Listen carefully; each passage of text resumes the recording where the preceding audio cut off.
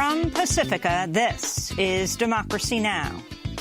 I can't tell you when the government's going to be open. I can tell you it's not going to be open until we have a wall, a fence, whatever they'd like to call it. As the partial government shutdown enters its fifth day, U.S. stock markets are on pace for their worst December since 1931 during the Great Depression. We'll speak to economics professor Richard Wolff. But first, only days after the U.S. Supreme Court rules against President Trump's asylum ban, a second Guatemalan child dies in Border Patrol custody in New Mexico. We'll speak to Bahar Azmi of the Center for Constitutional Rights. Congress has written very clearly in the Immigration and Nationality Act that individuals are entitled to apply for asylum whether they whether they enter the United States at a port of entry and subject to routine inspection, or whether they enter outside a port of entry, whether they cross what the government would say unlawfully. And a group of Yemeni Americans file a lawsuit over President Trump's Muslim ban in an attempt to reunite with their families who've been blocked entry to the United States, even though their visas had been approved. We'll be joined by a Yemeni father and his 4-year-old daughter, who's separated from her mother. When she asks me for her mother, I always give her hope. I tell her she's coming soon because she don't understand what travel ban means. And I always, try to take her out when she crying for her mother. All that and more coming up. Welcome to Democracy Now!, democracynow.org, The War and Peace Report. I'm Amy Goodman. In New Mexico, an 8-year-old Guatemalan boy died Christmas Eve while in the custody of U.S. Customs and Border Protection, becoming the second migrant child to die in U.S. detention in the past month. Felix Gomez Alonso was admitted to a hospital earlier on Christmas Eve, diagnosed with a common cold, given ibuprofen and antibiotics, then released. But the boy continued to become more ill throughout Christmas Eve. After he began vomiting, the boy was sent back to the same hospital but fell unconscious along the way. He was pronounced dead just before midnight Christmas morning.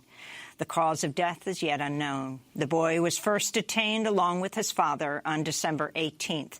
The Trump administration said it was investigating the latest death and that it had ordered medical checks of every child in its custody. This follows the death of 7-year-old indigenous Guatemalan girl, Jacqueline Calmaquin, who died December 8th, also in New Mexico, 2 days after she and her father presented themselves at the border in a bid for asylum.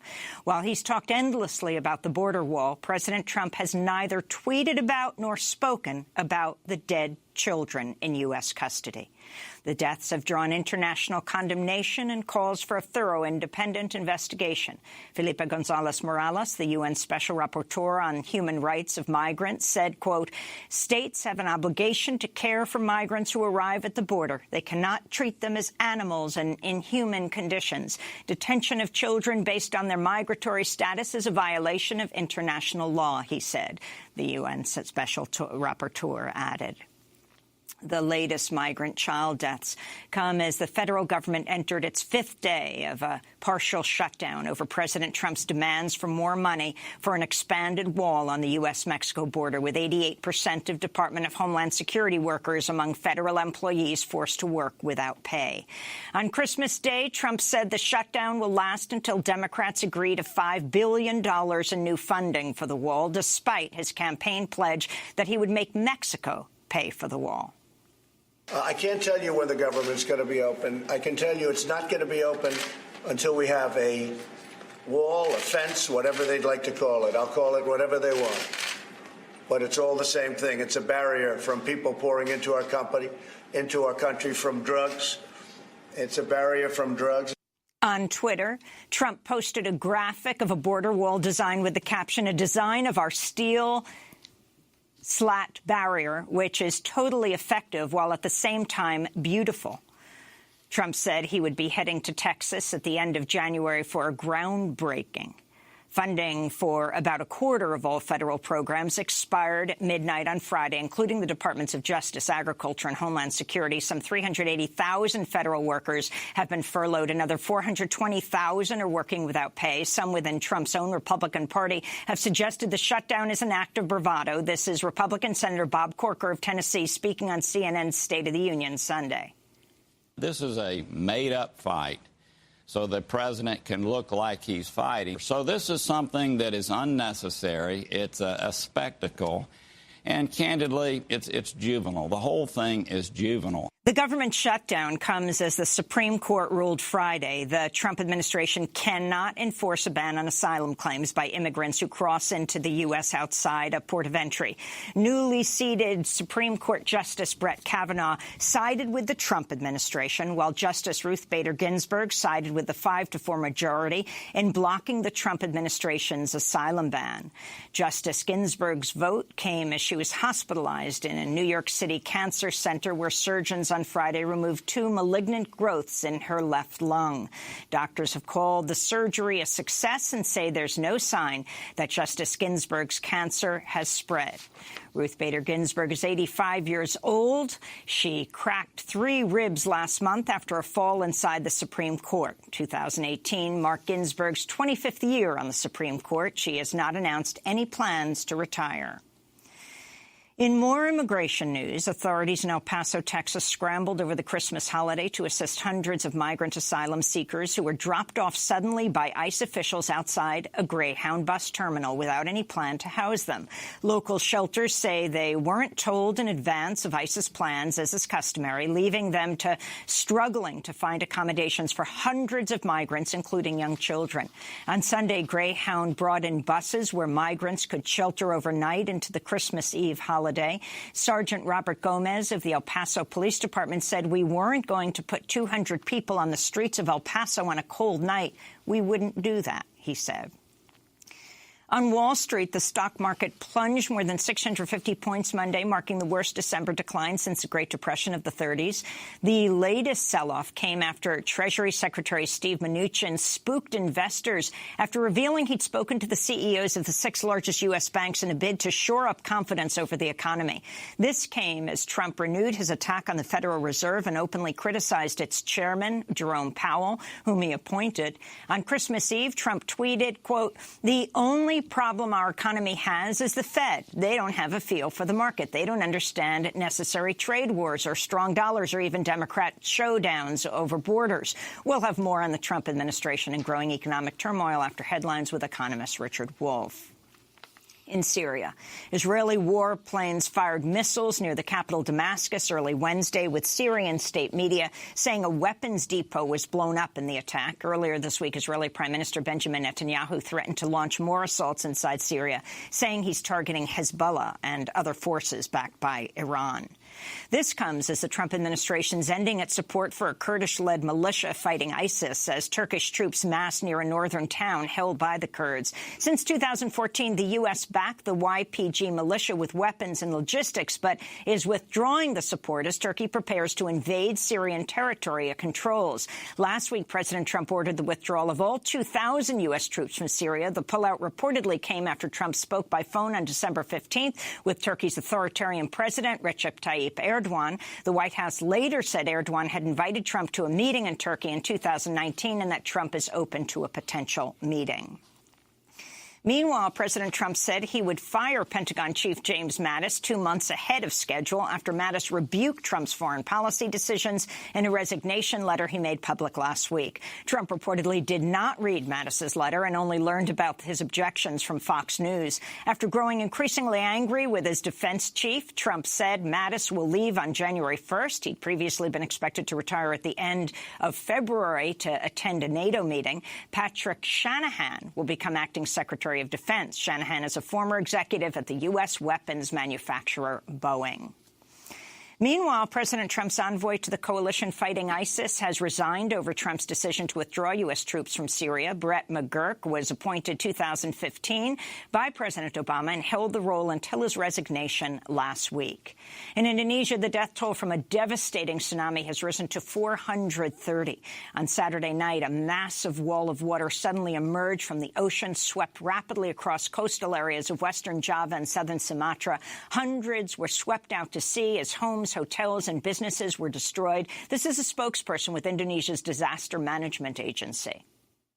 Sampai dengan hari ini, up until today, we've recorded that 430 people have died, 1,495 people have been injured, 159 people are still missing, and 21,991 are evacuees. The losses and damage to buildings data is still being collected. The tsunami did not follow a major earthquake and therefore did not trigger Indonesia's early warning system. Instead, it resulted from an eruption and underwater landslide at the Krakatoa volcano. Authorities have warned of more potential tsunamis and have ordered coastal residents to evacuate for higher ground.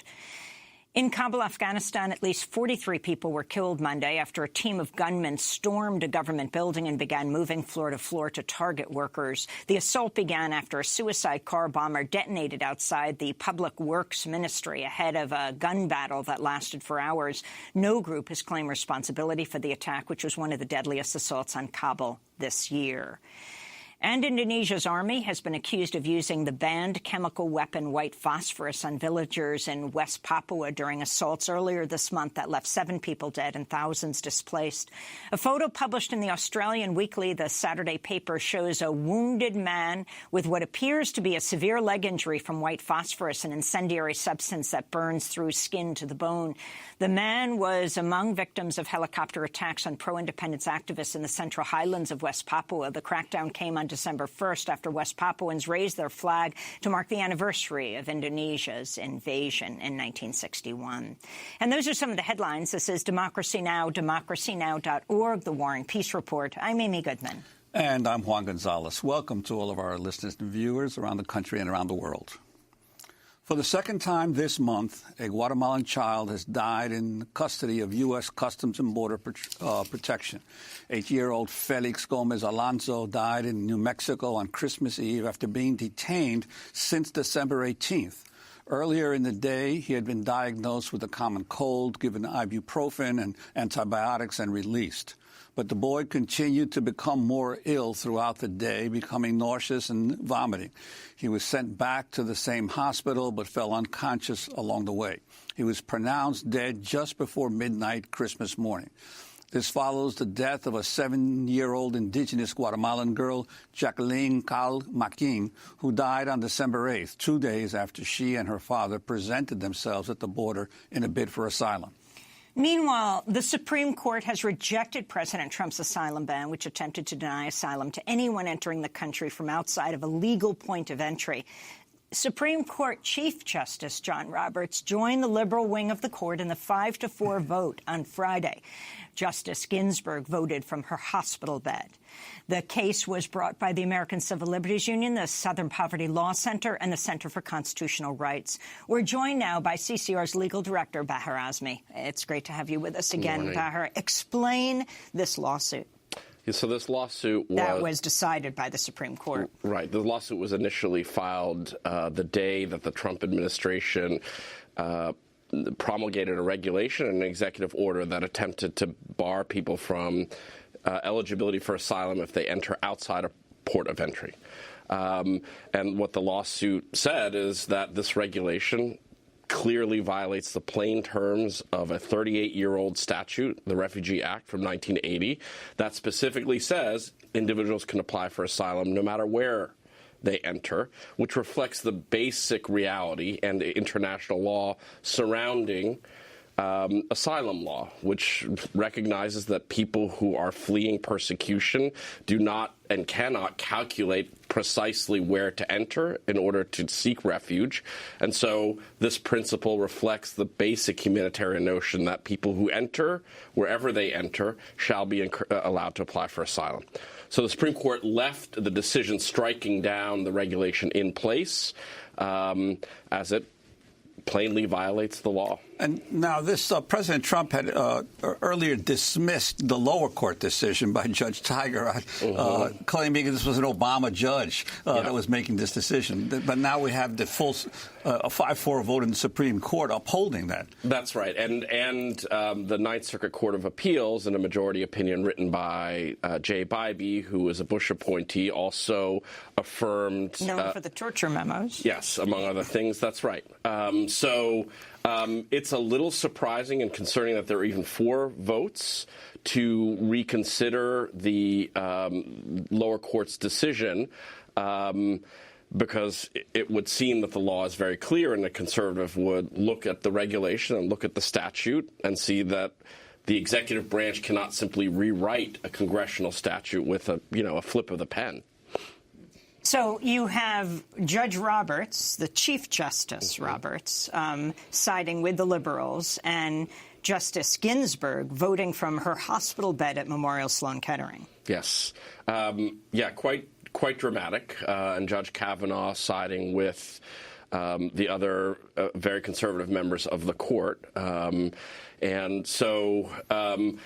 think Judge Roberts presumably sees his role as an institutionalist now and upholding both the appearance and the integrity of the court around questions of the rule of law. But maybe doesn't want it to be called the Kavanaugh Court. Perhaps as well, yeah, and taking control of the institution. Now, this issue of the ports of entry, clearly the Trump administration is making it even more difficult day by day for anyone to apply for asylum at a port of entry because they're making the waiting lines so long. But what is the difference between entering illegally and seeking asylum versus going through a port of entry? Well, that's a very important point, Juan. So they passed this, enacted this regulation out of a stated desire to, quote, channel people to ports of entry to create incentives, as if that could exist for desperate refugees. But at the same time, at ports of entry, they are blocking the application process to a trickle. And so migrants are stuck in very dangerous locations like Laredo or Tijuana, or Juarez, which have endemic violence and gang presence, and being forced to wait weeks. And people are dying there as well as a result of the Trump administration's deterrence policy. Which brings us to the death of this little boy, 8-year-old Felix Gomez Alonso, once again in New Mexico, just as Jacqueline Kahl died on December 8th, as she and her father, and this time Felix and his dad, were in Border Patrol custody. He was brought there. He came over the border December 18th. He's been in custody for about a week. This is a second child to die. What more do you know about this? I don't know all of the details, and apparently there's an investigation to be taken, but I do think we know several things. First, people, including people with children, make this journey not as the right would have it, to exploit the American immigration system, but out of genuine desperation to flee horrific violence or crushing degradation and poverty. Second, the journey is in fact very dangerous and arduous, which reflects, in fact, the desperation people feel to cross from, say, Guatemala, El Salvador, through Mexico into safety in the United States. And third, and perhaps most importantly, the product of these and other deaths on the border, on both sides of the border, comes from the Trump administration policy of deterrence. They want to make it as difficult as possible for individuals to enter the country, and at some level are satisfied about reports of horrific conditions on both sides of the border and deaths. And as the UN Special Rapporteur noted, the other piece of this is that children are being held in adult jails, what migrants called icebox, because they're freezing. And all of this is intentional. Not this death in particular, but it's part of a system designed to inflict maximum suffering and therefore keep migrants out of this country. And we're talking about something like 15,000 now young people are in in detention somewhere with Customs and Border Patrol, and this is an enormous number. It's an enormous number, and you pair that with the family separation policy and the asylum ban. Again, it's of a piece to criminalize basic refugee laws or basic refugee protections in a way that's scandalous and in violation of the most basic international and humanitarian law protections. I mean, this story of Felix, who dies in custody, this is in the midst of the government shutdown. Thousands of Border Patrol are working without pay, so there's enormous stress on the system. Trump speaks on Christmas, tweets endlessly, never once mentions the death of this child nor the death of Jacqueline, but treats about the wall endlessly and about, quote, border security. Yeah, I mean, we can't expect any sort of empathy to cross the megalomaniac's brain, and he would presumably see this as a consequence of the child's doing rather than a consequence of his administration's policies. Well, we're going to be joined by a 4-year-old child who's trying to see her mother, who had been granted a visa, a Yemeni mother, but under Trump's Muslim ban, that was revoked. And you've brought a lawsuit in that case. We're going to be talking about that later in the broadcast. I want to thank you for being with us now. Rich Bahar Azmi is legal director of the Center for Constitutional Rights. When we come back, first, though, we'll be joined by Richard Wolff, the well-known economist, talking about the country's economy right now. Stay with us.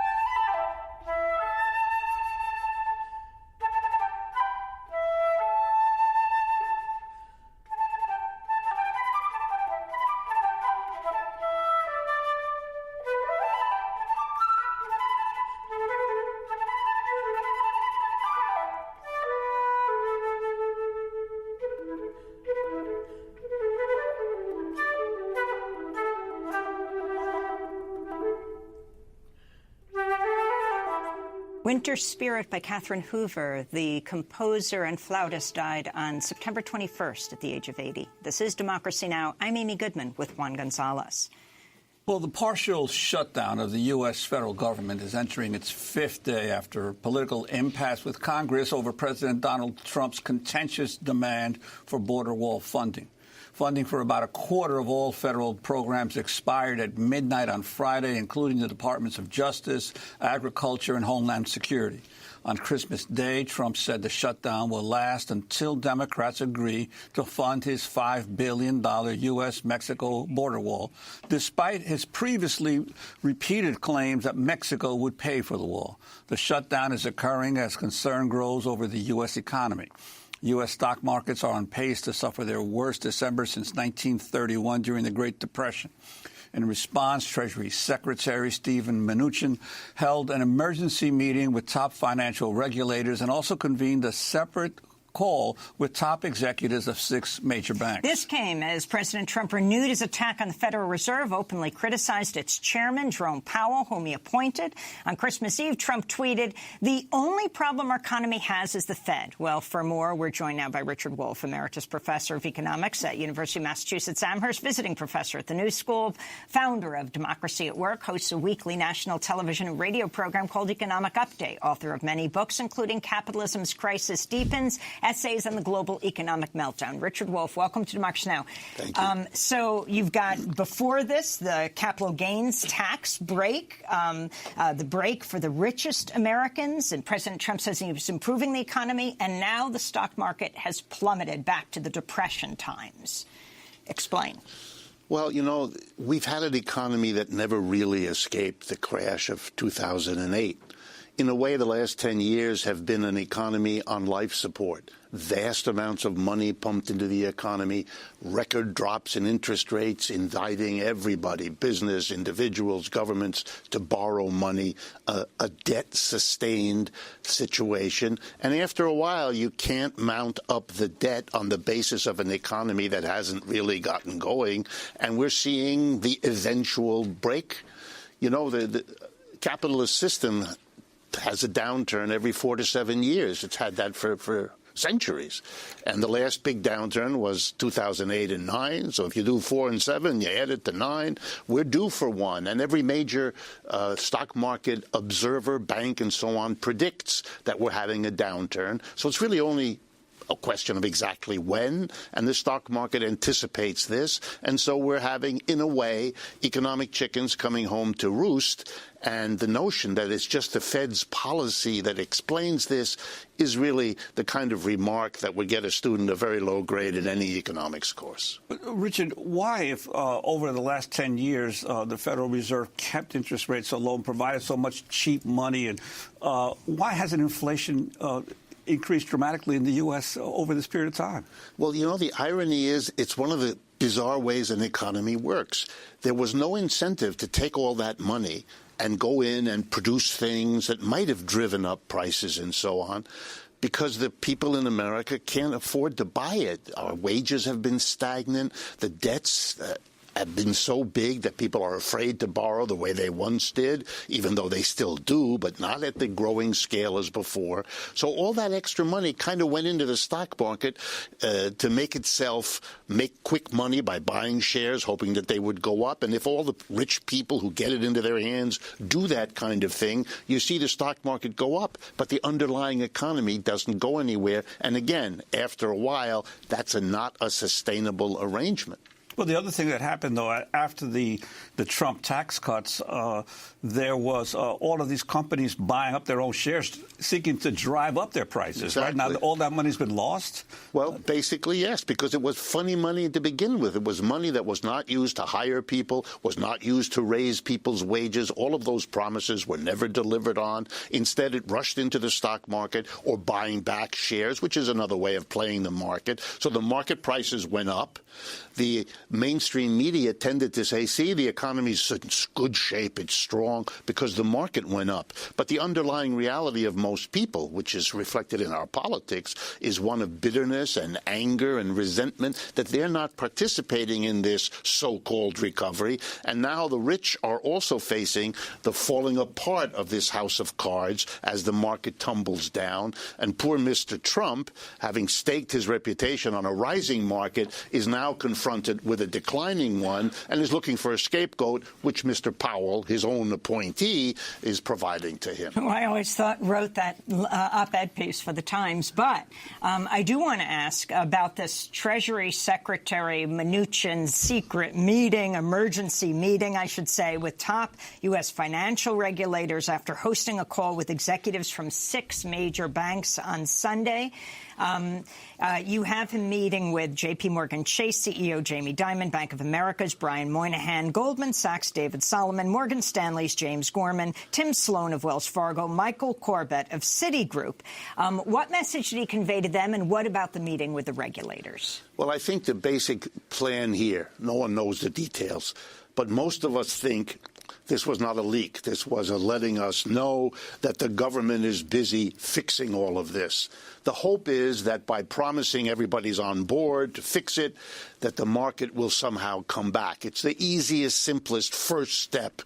But the irony is it didn't play out very well because the mass of people saw it for what it was, a ploy, an effort to verbally shore things up, which makes you wonder about how bad it really is, having pretended there was no problem, having pretended we have a strong economy. We don't have one, so now you have to kind of talk it up. My guess is it won't make a big difference. We have a long-term instability built into this economic system, and we look to be on the verge of doing just that kind of downturn that history suggests we ought to Why expect. is Trump so angry at Mnuchin right now? Basically, he's looking for scapegoats. I think if he can't use Mr. Powell, there's some evidence. He tried to figure out whether he can fire him. He was told, apparently, he cannot. Okay, he can fire Mr. Mnuchin, that's for sure. So maybe he has to shift his focus of who's the bad guy here so he isn't the bad guy, so the system is never questioned. He'll find somebody who he can fire to do the theater that he seems to like to do to solve problems by pointing to a scapegoat. And to what degree does Trump's continuing trade war battles with China have an impact on the U.S. economy and where people think it's heading, not where it is right now? Mostly at this point, it's terribly uncertain. Companies around the world cannot make plans, cannot make investments, cannot make assumptions about what's going to happen because we don't know what he's going to do. We don't know what the Chinese are going to do. But, there's a more deep historical problem here, and it's really American history. When we became an independent nation, it was partly because we were held back. Tea Party, remember, by the British. They had a rule. They wanted the colony to be subordinate. We didn't want to do that as Americans, and we ended up pushing back against the control, the effort to hold back American development. We went to 2 wars, the Revolutionary War and again the War of 1812. The history records are not good about trying to squelch an upcoming economic power. China is today's upcoming economic power. The effort to squelch and stop it is both likely to fail and extremely dangerous because these trade wars have a nasty habit of becoming military. Now, what about this government shutdown and who it hurts? I couldn't help thinking about the fact that so many hundreds of thousands of workers will not be paid. Of course, it's particularly painful through the holidays. Many other hundreds of thousands are being furloughed. You have those in the private sector who rely on the government jobs for their jobs. They will lose their jobs or not be paid. I mean, President Trump, before he was president, of course, we know that he didn't pay many of his own workers. But this idea of who is hurt during a government shutdown and who continues to get paid.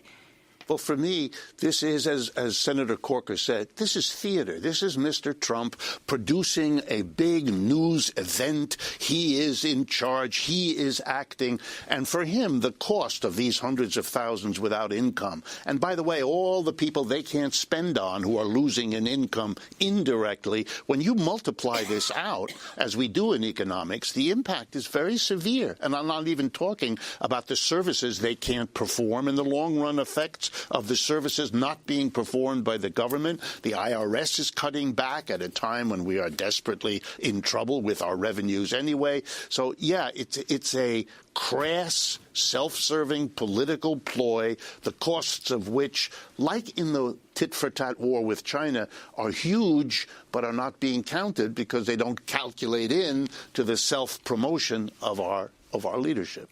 But this is all coming supposedly in a time when we have the lowest unemployment record in decades, supposedly, or unemployment rate. Yet, of course, many of those who are employed are severely underemployed.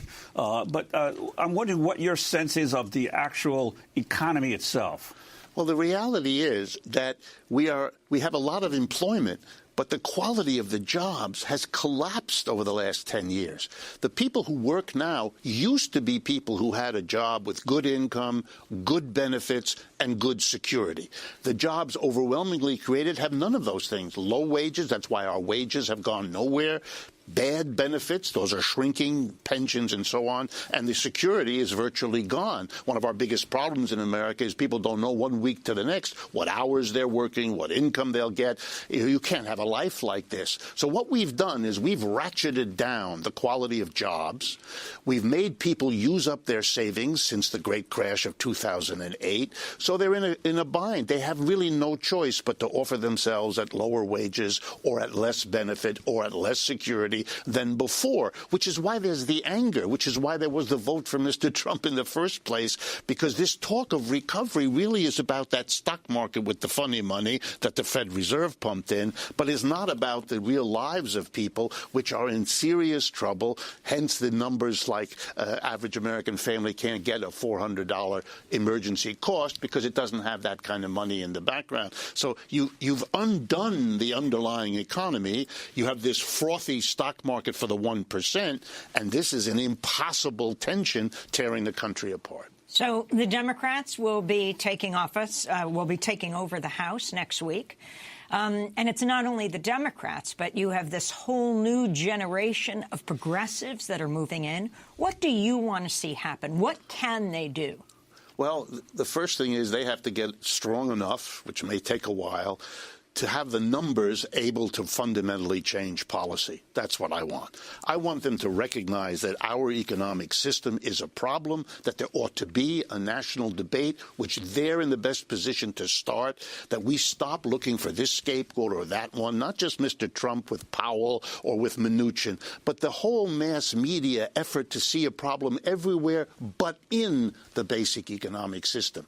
We have to get over that. For half a century, we've been afraid to debate those questions because of the Cold War and everything having to do with it. Let's do that. Let's ask, for example, whether the best way to organize our enterprises is to have a tiny group of people, board of directors, major shareholders, make all the decisions so that the rest of us have to live with the results, but we have no input. You know, a country that promises it's committed to democracy has never faced the fact that in the enterprise we don't have democracy. We have a tiny group of people making all the decisions, and that's not a good idea. And maybe now we can face that the decisions they've made, individually and collectively, have plunged us into a situation where we cannot afford the luxury of not facing basic questions about how our economy is organized. We should have done it for the last 50 years. Maybe this new generation of young people coming into the Congress will begin that conversation and hopefully bring us along into a national debate on these subjects, which is long overdue. Well, but beyond the debate, what kind of legislation do you think that the House should be seeking to pass? Well, you know, easiest way to summarize it, we have been following, and unfortunately Democrats too, something called trickle-down economics. We do economic policy where we help the folks at the top. We bail out the big banks. We give a tariff benefit. And we hope it trickles down, which it rarely does. First thing they can do, reverse it. Let's do trickle-up economics. You help the people at the bottom in all the different ways that we know how to do because the FDR regime back in the 30s did a lot of that, so we know how to do it. Like?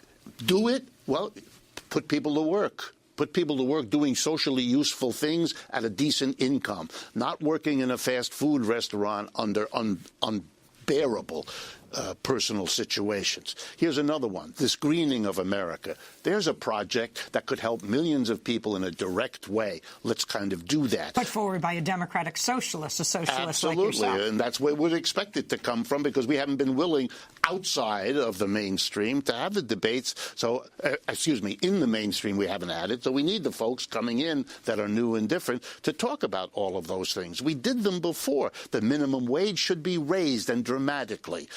We should be helping all the kinds of people who have been denied help. We should be making sure that jobs are secure, that jobs have proper benefits, that we're enhancing the benefits. All the things that could help the folks at the bottom have the money to spend that will trickle up into the profits and revenues of business. That's a more humane system. And, you know, even if it doesn't work as much as we want it to, at least we will have helped the majority of people. What we have now is trickle down that helps those at the top. And then when it doesn't trickle down, what have we got? We've helped those at the top again. The focus on trickle up would be an alternation in our policy that's long overdue. Are we in the midst of a recession, or is it just about to hit us? It's just about to hit us. Goldman Sachs is literally predicting it. J.P. Morgan Chase, you mentioned these institutions before. They're all saying in their newsletters, if you read the financial press, it's not a question of whether, it's just a question of when, and it's sort of within the next 6 to 18 months. So, yes, it's possible those will be wrong, but, you know, it's been that way for couple of centuries. It's a good bet. And so, yes, we're going to have one. And Mr. Trump is in the very dangerous position of having 2 years to go before he has to run for re-election at a time when the one thing he can point to, which is economic something, is going to disintegrate as it has in the last several weeks. Richard Wolff, we want to thank you for being with us, Professor Emeritus of Economics at the University of Massachusetts Amherst, visiting professor here in New York at the New School, founder of Democracy at Work, hosts a weekly national TV and radio program called Economic Update, author of a number of books, including Capitalism's Crisis Deepens, essays on the global economic meltdown. This is Democracy Now! When we come back, the Center for Constitutional Rights files a lawsuit on behalf of Yemeni Americans to bring their families across the ocean to the United States to reunite them. They already were granted visas, but because of the Muslim ban are stopped from coming. Stay with us.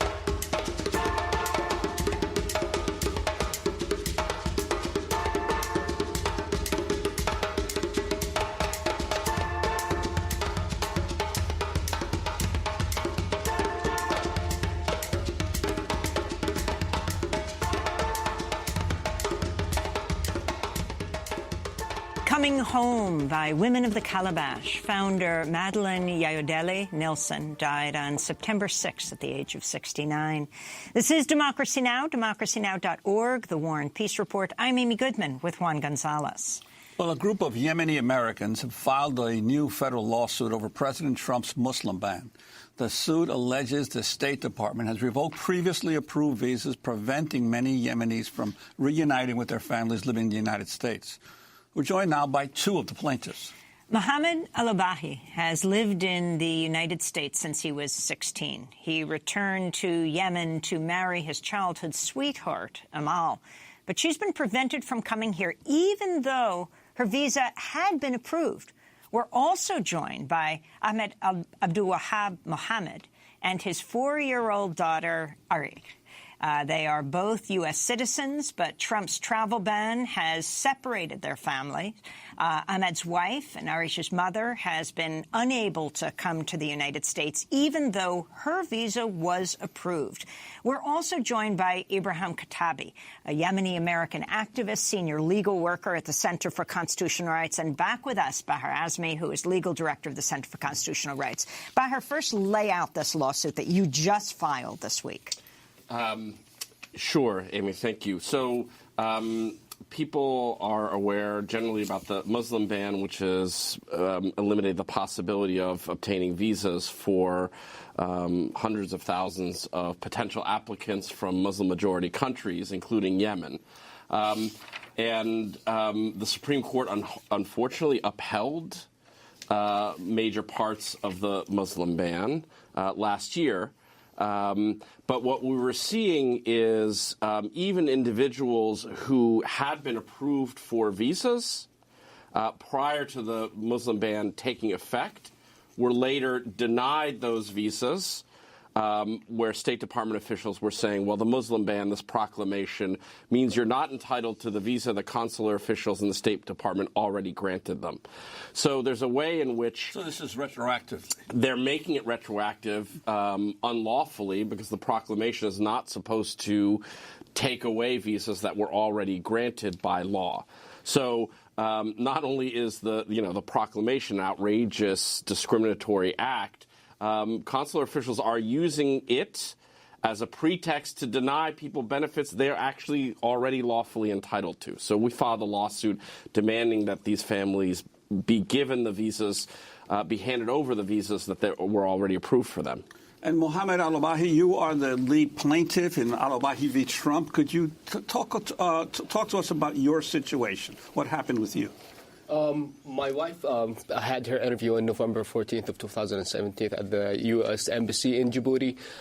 Right after the interview, she was given a letter that indicated that her visa was approved, and all she had to do was just wait 2 weeks until the visa is printed. But it's been since that time until now we haven't heard anything from the embassy.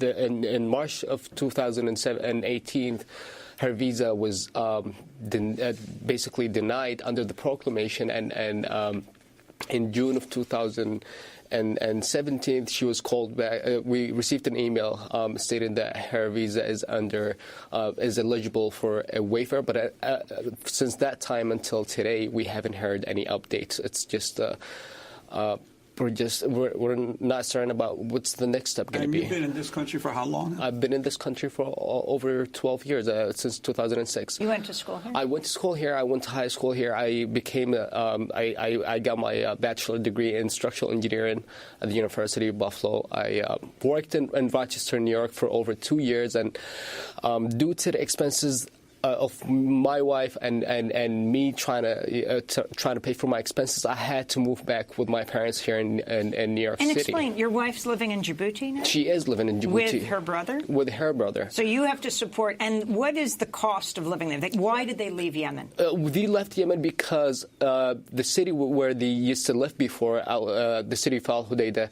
came under attack by the Houthi rebels and the government army. So there's fighting in the city, which forced her whole family to leave the city of Al Hudaydah. So they can't really return back to Yemen because there is no home for them to return back to.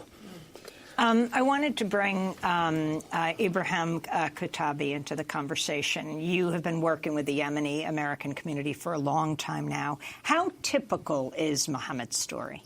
This is one example of hundreds that we know. For example, the Center for Constitutional Rights received about a list of 150 individuals who their visas were approved in advance, but were not given, were denied at the end. So there are a lot of devastating stories that is coming out of Djibouti, Egypt, and Malaysia, because back in 2015, when the war broke in Yemen, the U.S. Embassy has to shut down its doors wars in Yemen, and so all Yemeni American families were forced to move to different countries for their immigration interviews. And as a result, they've been stranded in a lot of different places, which created a lot of different difficulties for Yemeni Americans and their families. Mohammed is a perfect example where he has to support his family here, but also abroad. But yet, he's been waiting for his wife to come to the United States for over a year now. And there are a lot of different examples where we know there are kids who were given visas, but not the mom. Another example of our client, Muhammad Ahmed, where his daughter Arij, 4 years old, now with him in the U.S., but her mom is stuck and stranded in Djibouti for about over a year, too. So we have a lot of the Yemeni Americans and their families are completely being hit by the Trump administration, given that the Trump administration, one, supporting the war in Yemen, supporting the Saudi-led coalition, where families cannot go back to Yemen, but at the same time having another domestic policy, the Muslim ban, that also targeting the Yemeni Americans and their families, not allowing their families to come to the U.S., which is denying their basic rights to be united with their loved ones, with their children, another family separation crisis that we see today within our community here in New York, but also across the United States. Well, I wanted to ask you about that because I guess most Americans are not aware there is a sizable Yemeni community here in the United States. We're talking about the poorest country in the Arab world, not only the scene of this horrific humanitarian crisis and war, but to what degree then has this Muslim ban hit most at Yemenis here in the United States and their families compared to even other Muslim nations? It's for Yemeni Americans.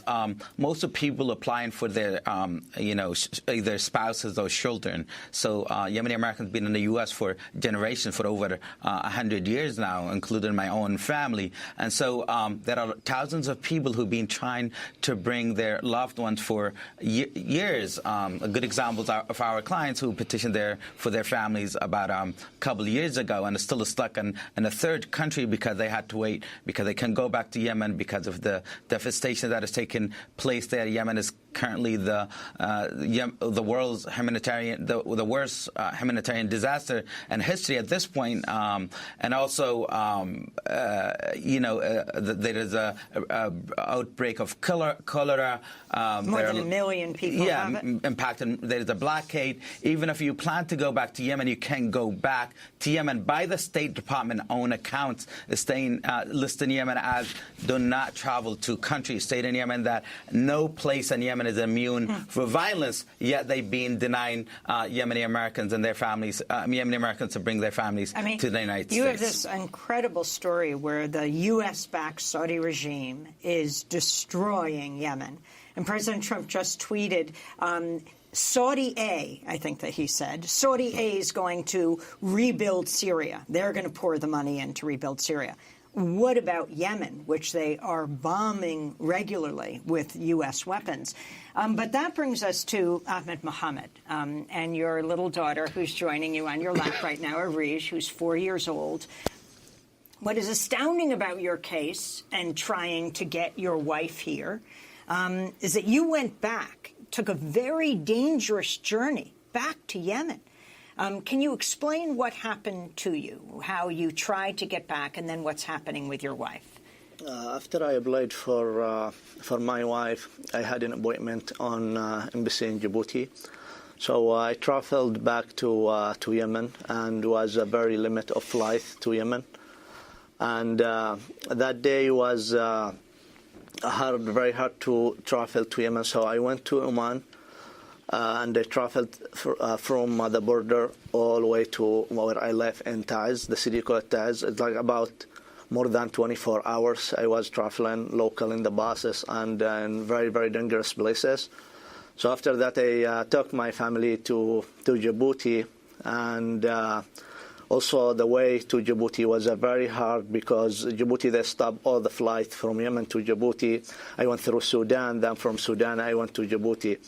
So it was a very, very hard journey from Yemen from here to Yemen, then from Yemen to Djibouti. And you got an approval for your wife to come to the United States. Yeah, I applied for 3 visas for my wife and my daughter and my mother. So I had the proof for all the visas. We did the interview. They checked all the paperwork. They told me everything is good.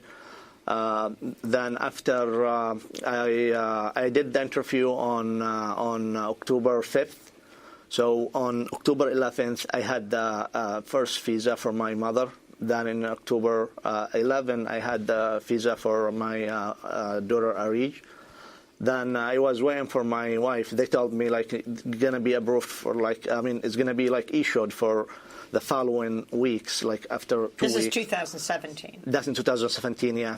So I was waiting about 6 months for my wife to get her visa, and I don't get anything back from them. So then I get scared if her visa going to be expired. Arij. Yeah, Arij. Then I took Arij and they left my wife there in Djibouti. And she was pregnant in her last month. Arij, let me just ask you, where is your mommy? In Djibouti. She's in Djibouti now. Can she come here to see you? No. Why not? Because her visa is not coming over here. Her visa is not come her visa for my mom. Do you get to talk to her by phone sometimes, or? Yeah. Would you like her to come here? Yeah. Do you have a new little sister? Yeah. Have you ever met her? No. You haven't seen her yet? She's in Djibouti with your mommy? Yeah. So explain, Ahmed, she goes to Djibouti, again, extremely expensive place to be. She was told, yes, she could come here. There was no problem with her visa a year ago. Yes, she had the official receipt from the embassy that she had a proof for her visa, and they told her only about just like few weeks to get issued the visa because they take a little process. Then from that time, I never heard anything until July 2nd in 2018. They respond to us. They said, actually before that, on February 2018, they call my wife. They tell her, okay, you have to come to the embassy. She went there. They give her a letter. They said, we cannot give you your visa because the travel ban and the problems because of the travel ban. Because the travel ban, yeah, and the problems they hold her passport. Since we did the interview on October 5th, they held her passport in the embassy, so she couldn't go nowhere. Her passport was in the embassy, and after that they give her passport back, and they give her the letter. They said because of the travel ban, we cannot give you the visa, and we was waiting actually until July 2nd in 2018, they sent me an email. They said you had waiver. We got approved for the waiver. So from that time until now, I don't get any no approval of the waiver. Bahar Asmi, I'd like to ask you in terms of your lawsuit, what are you hoping to get an immediate injunction action on this, or do you have to go to trial to be able to adjudicate this situation? Yes, we're hoping, because there's no lawful basis to withhold the visa approval. We're hoping the court very quickly orders the U.S. government to hand over the visa that's already been approved. And just to say, I think been reflecting on the 2 segments we started with and concluding with, there's something so deeply concerning and depressing in these threads, which involve people fleeing conditions of violence and deprivation in part created by this government, and to be met with exclusion from this government for problems we are in part responsible for, and to deny these human beings their desire for freedom, to be reunited with loved ones, and for opportunity is the height of cruelty and arbitrariness. As we wrap up, Ahmed, what do you tell Arij when she asks for her mommy? Arij actually I cannot explain to her the travel ban, what that means, but I always give her like a little hope. I tell her, okay, your mom, she's coming soon. Sometimes I call her, and they let her to talk to her, and they tell her, mom, tell her I'm coming. So soon when, she get like talk with me and with her mom, she come down, and, she left with her aunt right now. But sometimes they call me like at nighttime. They said she's crying. You have to come over to see her. So I go there. I call her mom. So, well, we hope to have a show where you're all on the program together, including your wife. I want to thank you all for being with us, both of your wives. Yemeni Americans Mohammed Al-Abahi and Ahmed Abdulwahab Mohammed, who are both suing the Trump administration. Ahmed's 4-year-old daughter, Arish, thank you for being here, as well as Ibrahim Katabi and Bahar Azmi of the Center for Constitutional Rights. I'm Amy Goodman with Juan Gonzalez.